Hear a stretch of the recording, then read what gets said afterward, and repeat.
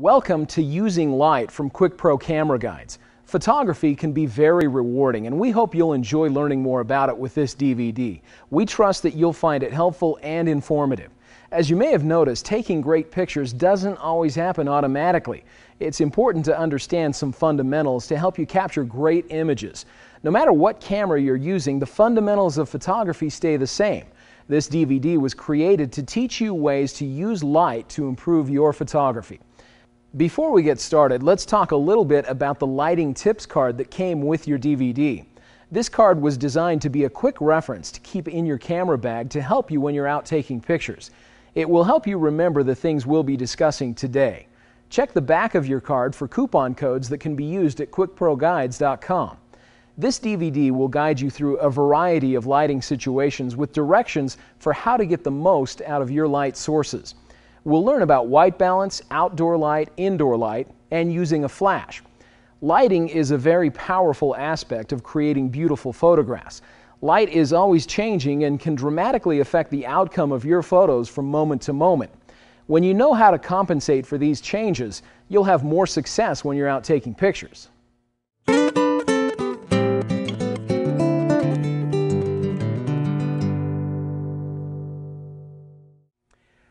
Photos can appear dramatically different based on colors of the light from different light sources.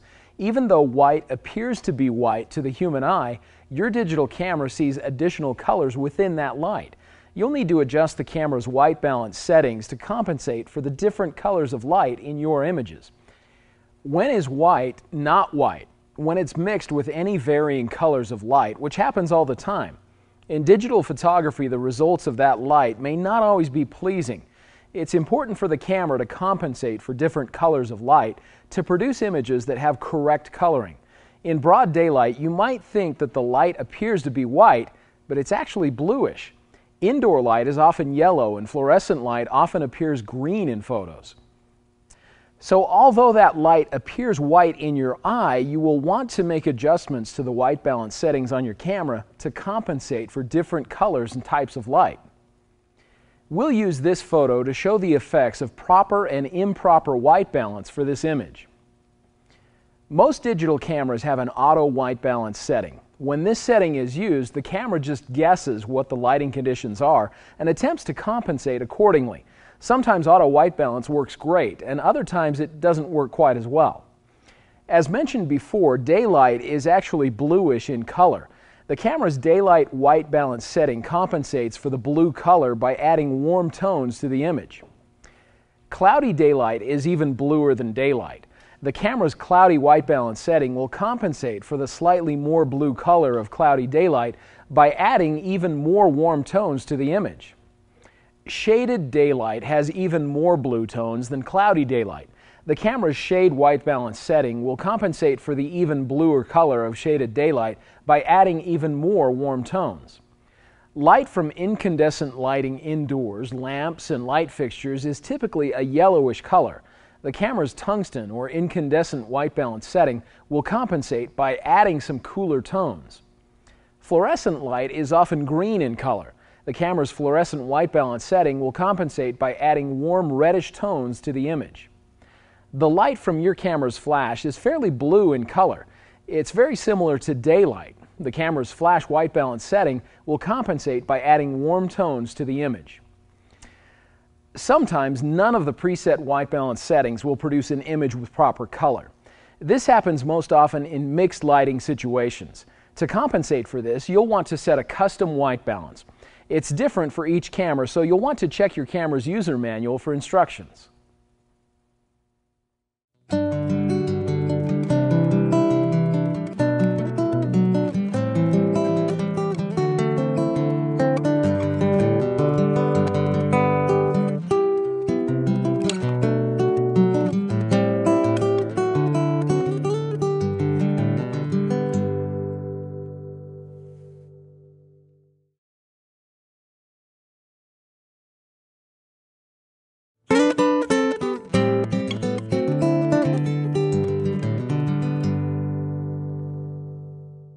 Today we'll be discussing ways to use natural light when we're taking pictures outdoors. We'll be exploring the differences in the direction and quality of light. As the sun travels across the sky, there are not only differences in the shape of the shadow, but also the intensity of the light. This is known as the quality of light. Quality of light refers to the brightness and how directly the light hits the subject. In direct sunlight, there is intense contrast between shadows and highlights. In shaded areas, the light is diffused and less direct, making shadows softer and less contrast between the highlights and shadows. The quality of light changes in predictable ways throughout the day. Just after sunrise and just before sunset, the light is much softer. At midday, the light is much more direct and harsh. Weather conditions can also influence the quality of light. Clouds will naturally diffuse and soften the sunlight. As we're outdoors taking pictures today, we'll learn about direct sunlight, full shade, open shade, and backlight. Each of these different lighting scenarios give the viewer a different impression of the subject. It's always important to consider the quality of light that your subject is best shown in. Make sure that the lighting fits with the message you're trying to send to the viewer. We'll be taking pictures today of Lauren, and we'll be watching the way that the light affects her face in each of the locations. Right now, we're in an area that has direct sunlight, and as you can see, the direct sunlight has created harsh shadows on her face, and there's intense contrast between the shadows and highlights. Generally, this type of lighting is not very flattering. There's so much contrast that it's difficult to see her eyes, and she's squinting so much that there are extra wrinkles in her face.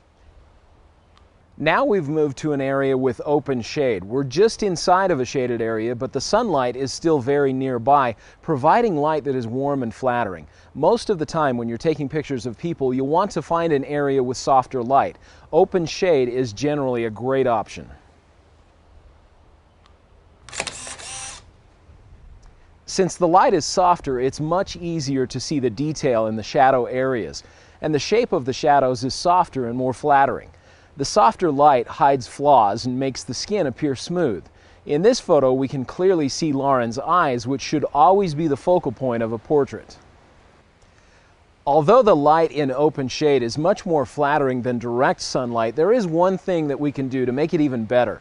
In shaded areas, there are often areas of the subject, like the side of Lauren's face, that are not very well lit.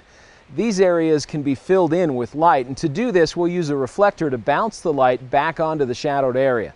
We'll position the reflector fairly close to Lauren with the sunlight falling directly onto it and bouncing back to her face. Now, I'm using a reflector stand today, but if you have an assistant, they can hold the reflector for you. The reflector did a great job of bringing light into the shadowed areas of her face. The light from the reflector is not harsh, but it still makes it easier to see the details in the shadow areas.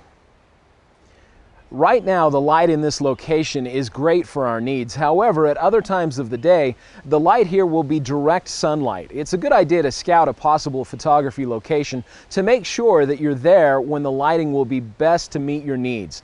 Generally, photographers like to work outdoors at specific times of day.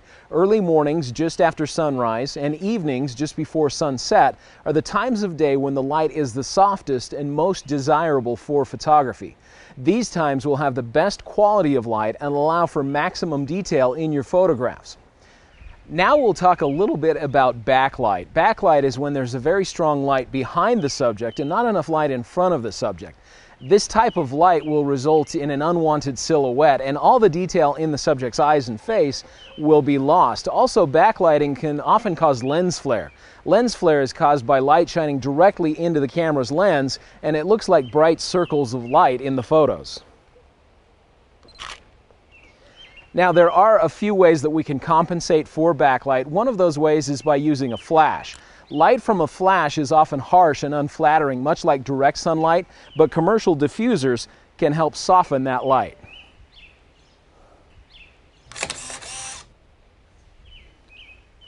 Another way to compensate for a strong backlight is to adjust the exposure. Now, if the image is purposely overexposed, the shadowed areas will become visible and the highlights will become very bright. Any detail in the background may be lost, but the main subject will be properly exposed. To do this, we'll zoom in until Lauren's face fills the frame, and with her face filling the frame, we'll adjust the aperture and shutter speed until the light meter is balanced and indicates a proper exposure.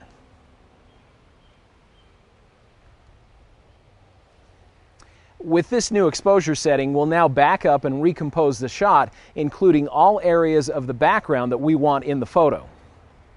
The light meter will be indicating that we're overexposing the shot, but we'll ignore it. We know that we're only concerned with a portion of the image that will be properly exposed. Even though the background will be too bright, Lauren's face will be properly exposed. As you're out taking pictures, pay attention to the direction and quality of light. By using proper lighting techniques, you can make the subjects of your photographs appear more flattering, and you can greatly improve your image quality.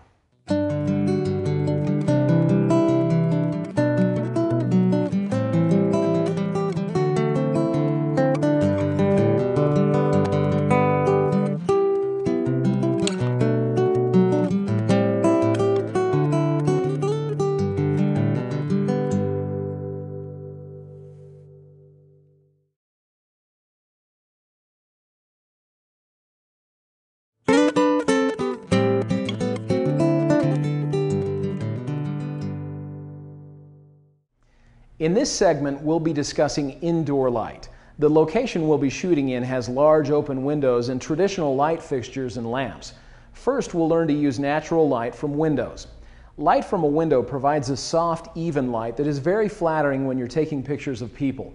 Later, we'll use lamps to light our model and examine the differences between the two light sources. Natural light is also referred to as ambient or existing light. Indoors, window light is often soft and diffused. It can create smooth shadows that flow into even highlights that are not too bright. This kind of lighting helps hide flaws in the skin and is perfect for photographing people. Lauren will be helping us today as we learn about indoor light. When we're using window light, there are a few things to be careful of. Usually the difference between the amount of light inside the window and the light outside the window is too much for the camera to handle. Often the window itself will appear too bright, or the light outside the window will appear too dark. To get the best results, we're going to actually avoid including the window in our photo. We'll place Lauren close enough to the window that she can be illuminated, but not so close that the direct light falls on her. We'll set the camera angle so it's not looking directly out the window. We'll want to make sure that we're at an angle from the window. As we direct Lauren, we pay close attention to the light on her face, and we'll have her move closer to the window until we see smooth shadows and highlights. When you're taking pictures of friends and family, don't be afraid to have them move slightly until the light is most flattering. Most people do not know when the light is hitting them in the best way, and they'll have to rely on you to direct them.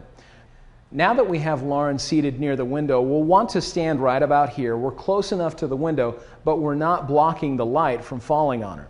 The window light is gently falling on Lauren's face, and it makes it soft and diffused. It makes her skin appear smooth and even. The highlights are bright enough to give life to her face, but not so bright that they lose detail. Likewise, the shadows are rich, dark areas with detail throughout. There are also plenty of midtones that blend shadows and highlights. The photo is nice, but there is one problem that is common when there's only one light source. The side of Lauren's face that is not toward the window has shadows that are a little too dark and have lost their detail. We'll want to fill in these areas with some light, and to do this we'll use a reflector. The reflector we're using today is a 48-inch commercial reflector with a stand. To use it, we've simply attached the reflector to the reflector stand to hold it in place. Reflectors come in a wide variety of shapes, sizes, and colors. The more reflective the surface is, the more light will be reflected into your shadows. Reflectors work by bouncing the light back into the shadowed areas. So in this case, the light will pass Lauren and fall on the reflector. As this happens, the light will bounce back toward her, illuminating the shadowed side of her face. The difference is easy to see by watching the shadows on Lauren's face as we position the reflector. We'll position the reflector so it's fairly close to Lauren, about 3 feet away. In order to get the right amount of light back into her face, we'll tilt the reflector back slightly. As we do this, we can see that Lauren's face is filled with light.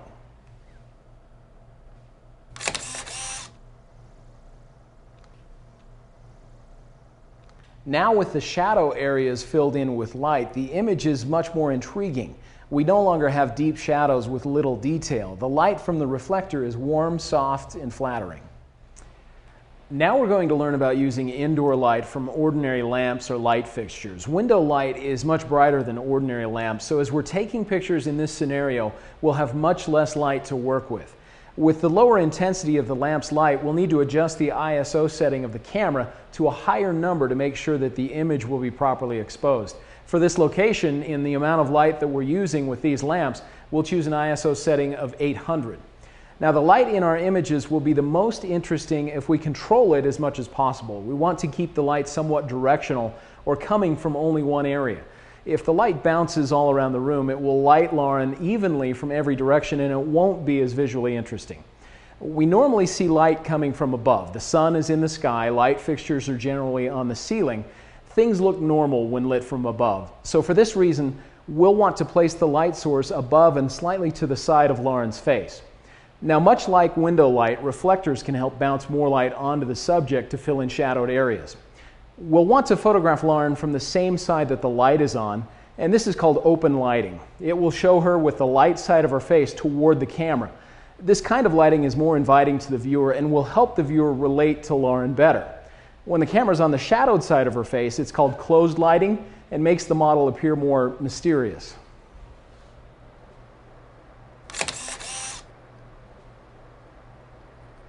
As you take control of your lighting, you'll learn to create a soft, even lighting situation that will be very flattering to your model.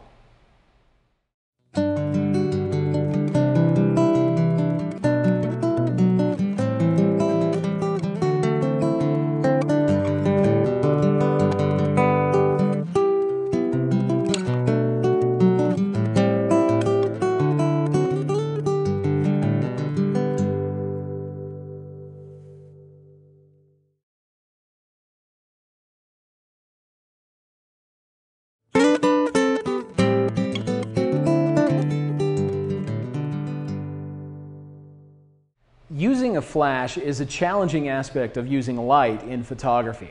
Today we're going to be photographing our model indoors with very little light, which will require us to use artificial light to properly expose our images.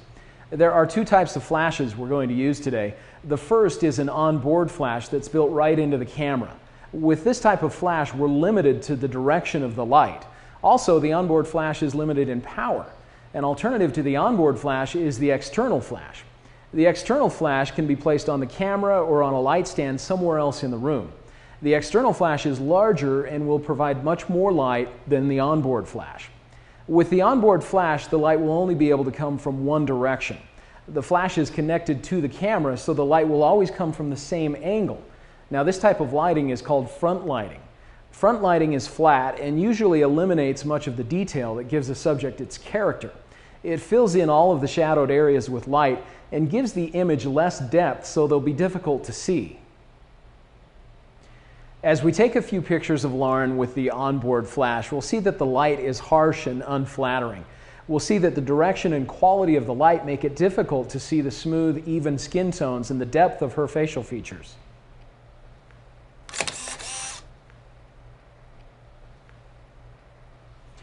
To help control the quality of light coming from the onboard flash, we can use a flash diffuser. A flash diffuser can look like this, or it can look completely different. All that matters is that it softens the light.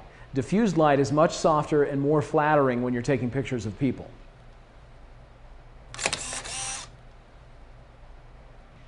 The diffuser made such a difference in the quality of light from the onboard flash. It made the highlights a little softer and the shadows a little more smooth. We can see detail in our highlight areas as well as our shadowed areas. Although the light is still very flat, the satin look of the skin is much more of what we're looking for. An external flash can be attached to the camera with the hot shoe or with a cord. Many external flashes can also be triggered wirelessly. When the flash doesn't have to be attached to the camera, it can be placed anywhere in the room, which will provide interesting and directional light. The external flash allows us to create a better angle for the light, but it can still be a harsh, unflattering light with the same quality as the onboard flash. An external flash can be diffused in the same way that we diffused an onboard flash. As we said earlier, diffused light is softer and more flattering when we're taking pictures of people. Another advantage of an external flash is that many of them can pivot and tilt so that they can be aimed toward a wall or ceiling. It's much more versatile than an onboard flash and will allow you to create a greater range of lighting situations. When a flash is directed toward a wall or a ceiling, the light will bounce off the surface and fall softly back onto the subject. Bounced light looks much more natural than direct flash because it comes from a similar direction and intensity as natural light. So let's take a few pictures.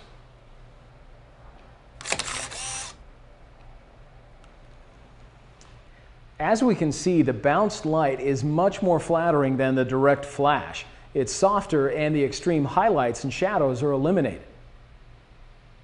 Using your flash isn't always as easy as just switching it on and taking a picture. All flash units have a range. Flash range refers to the distance where your flash is the most effective. Most onboard flashes have a range of approximately 3.5 to 14 feet. Check your user manual to find the range for your flash. Let's take some pictures using our camera's onboard flash to show the importance of flash range. A great way to learn the limits of the flash's range is to experiment. Now, if we have Lauren stand a little too close to the camera, she'll be too bright or overexposed in the image. Now we'll have Lauren stand a little too far away from the camera and we'll take a few pictures. When the flash is too far away, Lauren will be too dark or underexposed in the image.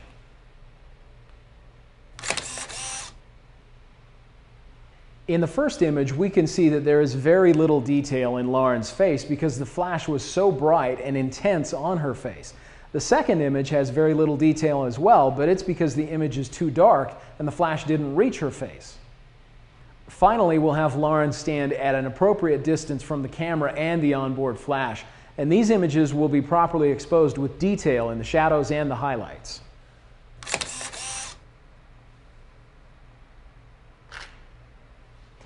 This image has great exposure. The highlights are bright but do not lose detail, and the shadows are nice and dark but still rich with detail.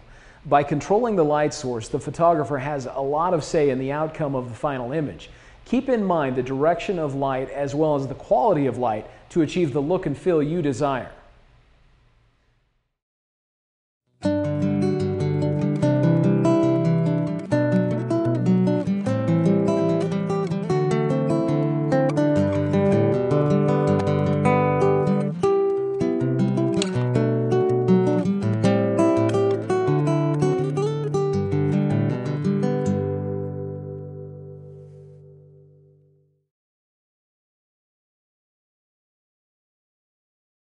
Thanks for watching QuickPro's Using Light DVD. We hope you've enjoyed learning more about using light in photography.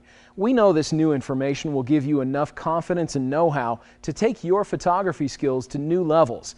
If you'd like to learn more about your camera, be sure to check out QuickPro's camera-specific guides for digital SLRs. Visit QuickProGuides.com to see our full line of instructional DVDs and camera-specific tutorials. Remember to use your lighting tips card to help you when you're out taking pictures, and you can review any section of this DVD that is most helpful to you.